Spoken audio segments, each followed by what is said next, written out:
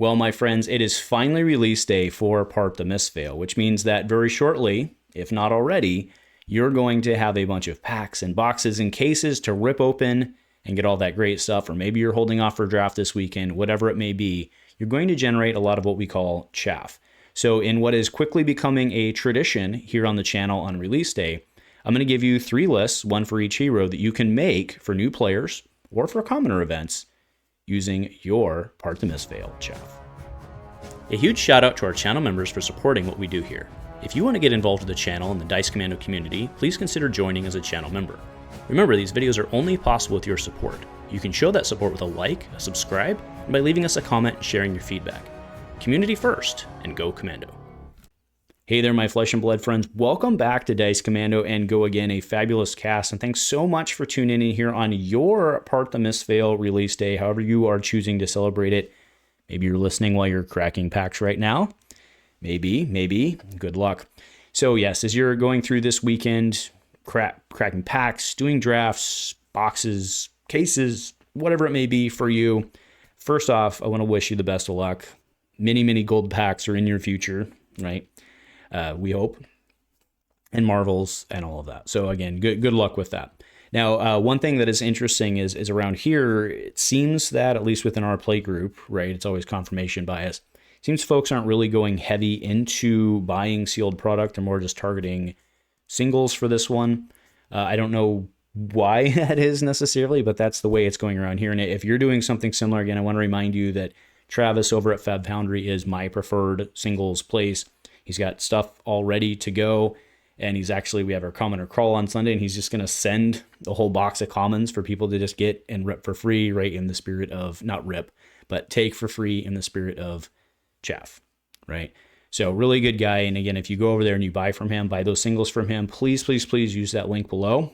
I get a kickback from that, which then I send it right back to him, because I've got a bunch of singles like Just a Nick and Bonds of Agony that I need to get in my grubby little paw. So anyway, thank you for that. All right, so in the spirit of release day, I do have 3 decks. Now, the link for these is already below in terms of the link to the PDF. So the PDF has these cards that you see right now, or 3, you see 1, but has 3 of those cards in there.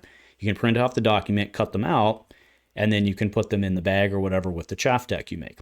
Now, one thing that's different this year about the chaff decks is that I've received quite a bit of feedback on the other times we've done this, that why are these lists not just commoner? Why are you using rares? And I was doing my best to minimize the rares, but sometimes I, thought the rare would be necessary. For example, in this set, like the chakras, I think would be reasonable to put in there. But I withheld this time around. Again, commoner community can be very aggressive with their reach outs and their requests. So you beat me down. They're all commoner effective lists as of this, which is fair, right? It means you can hand it out at a commoner event or a community building event, whatever it may be, and you're not limited. So first, let's head over to the Enigma list. Now, the shell for all of these lists is the pre-con deck list, okay? Now, that said, there's a large number of rares, even for like a normal pre-con blitz list. There's a lot of rares in some of these decks. There's 10 in the Enigma deck. There are 12 rares in the new deck, and there are 6 rares in the Zen deck. So changing out 10 rares, that's 25% of the deck, okay? So from that, there was Astral Etchings blue, which I have made a single-minded determination red. There was a Big Blue Sky blue, which I've chopped over to Rising Tide. Essence of Ancestry Mind blue is a Battlefront Bastion blue. Moon Chakra blue is a droplet, which I think works very well in this deck, right? If you've played another blue, it's a blue itself, and it's a 2 attack that gets +2 if you've played another blue. I think it works really well. And then second tenet of Chi Tide, I've made a Waxing Spectre, again, trying to maintain color pitch wherever possible, with the exception of Astral Etchings, going to single-minded determination red. And the idea here, very simply, is you're doing Enigma things. Now, I do want to, I think at this point it's very clear after going through release weekend, Enigma is not a new player hero, right? Is really not a new player hero. Going down the scale in terms of difficulty to play, New, I think is very complicated. This one, I think, is more manageable. But again, there's a lot of reacts that create tokens. Okay, so New had 12 rares in her Blitz precon deck. So dumbing that down, we took Art of Desire Body out and did Intimate Inducement red, right? So Intimate Inducement actually wasn't in this list at all. Maybe because they didn't want a card that good to be in, because usually they set the Blitz precons up to play really well against each other. Intimate Inducement seems really, really strong. So I think that's probably why they didn't have it. So I definitely put in red and blue. I think that's the right thing to do. Again, it's a common. You're going to have a lot of them. Okay, so we have Intimate Inducement red. And then for Gravekeeping, we swapped out the Intimate Inducement blue. Okay. Double Trouble, really cool card. Unfortunately, it's a rare. So went with Pick the Pieces red there. And then Deep Blue Sea went with Droplet. Okay, you're going to see a lot of Droplet cards. Really cool. It's also like as a new player, we'll see in that sequencing. Like I think it's a good learning card as well. Hey, Bonds of Attraction went to Pick to Pieces blue. And then Gravekeeping, I talked about that one. Then Tide Chakra, again, it pained me to take out the chakras, but that went to Venomous Bite. Okay, so that is the new list. The new list is very, very, very self-explanatory. Beckoning Mistblade. Oh, by the way, I dropped in another Beckoning Mistblade, because why the heck not? But makes a lot of sense. You just Mistblade, blue, react. That's what the deck does. And then when you transcend, you get to play their cards. Dirty. Very, very dirty. Right now we have obviously the more straightforward of them, which is just a damage deck with some transcend stuff in there. But it makes a lot of sense. Now, for this list, there is one exception to the no rares that I made. And that is that She Unleashed, is in this deck.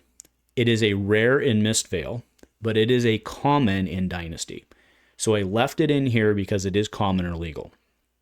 Okay, so I know that when you're ripping your stuff in terms of chaff, it will be a rare, but She Unleashed it's a common.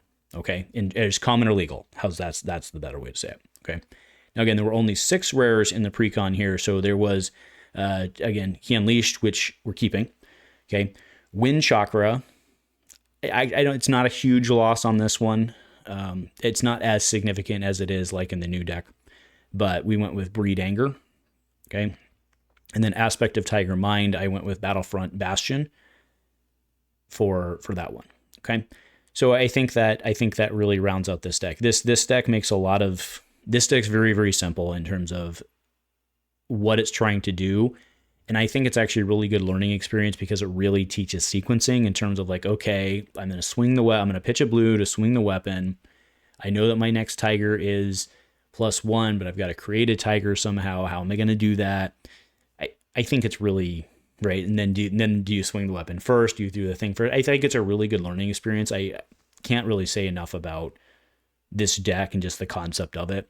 I think it's a really, really good one. It's it's probably like a 2-star on there. I don't know. The transcending is always difficult. I don't know what the actual precon rating is, but my guess it's like a 2 or 3-star. Whereas we know Enigma is their first 5. Okay, so anyway, that'll round it out. Again, below is the link to the printables. I also will put the deck links below in the FaBraries if that makes it easier for you to help build these. So either way, please enjoy. Again, best luck this weekend. Really rooting for you to get awesome stuff. And enjoy and go Commando.